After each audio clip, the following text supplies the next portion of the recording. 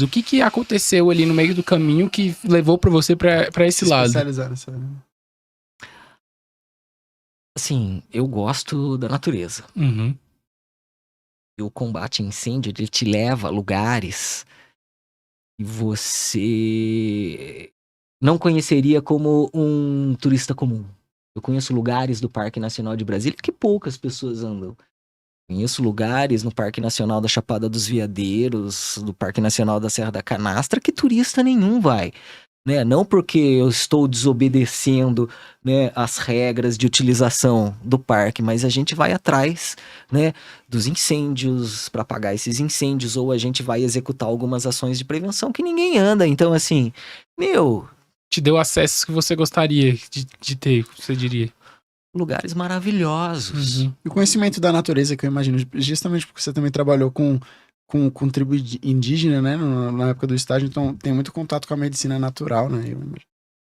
Com a natureza como uma forma geral, assim.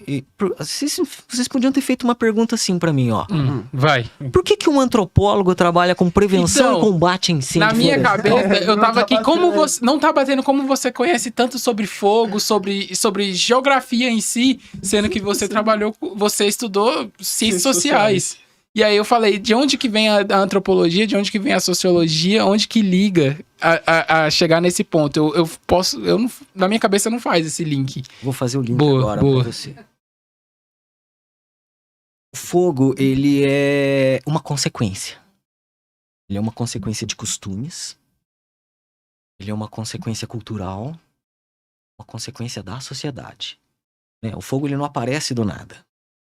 Se você conhece as causas, se você conhece as motivações, se você... Não sei se conhece, mas começa a entender, né, aonde ele surge, como ele surge, por que as pessoas utilizam esse fogo, por que ele sai do controle, as coisas começam a se organizar melhor Verdade. para prevenir. O maior trabalho que a gente vem tendo hoje, sim, a gente vem apostando muito nessa história da prevenção. Assim, dizem que prevenir é sempre o melhor remédio. Uhum. Né? E assim, pro fogo também. O fogo, ele é uma consequência. Ele é uma consequência do desordenamento, né, do seu uso.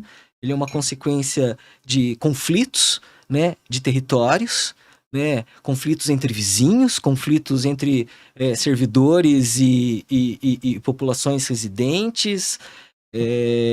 Ele é consequência de uso e ocupação do solo, ele é consequência de motivações culturais, ele é consequência, né, do avanço da população sobre a Terra.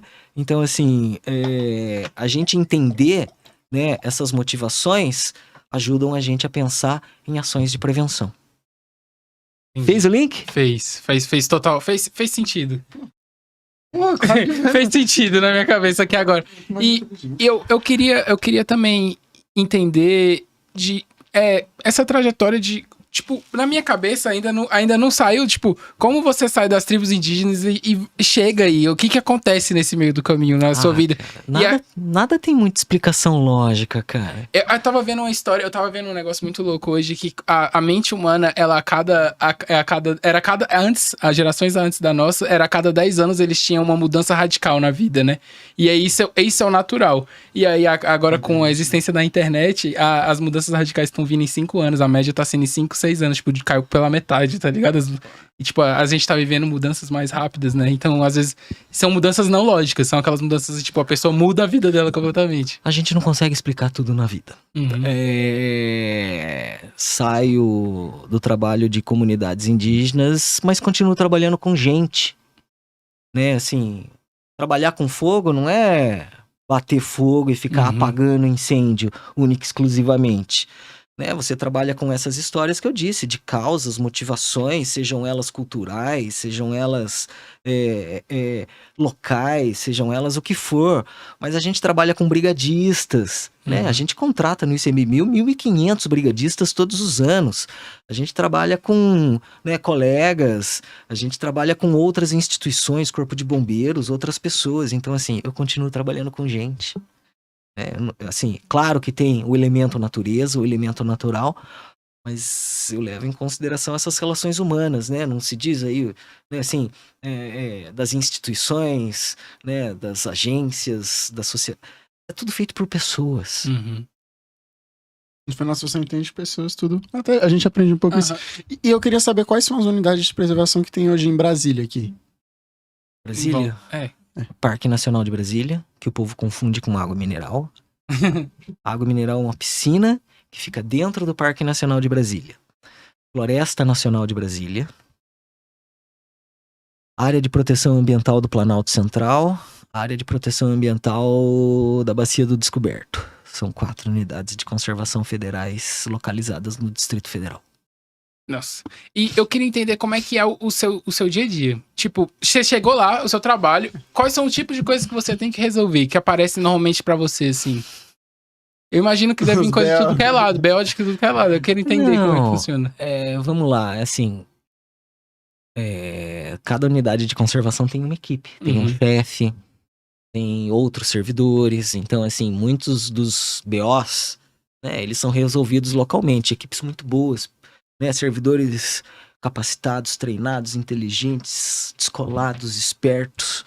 E eles tocam muito bem, né, a gestão das unidades de conservação.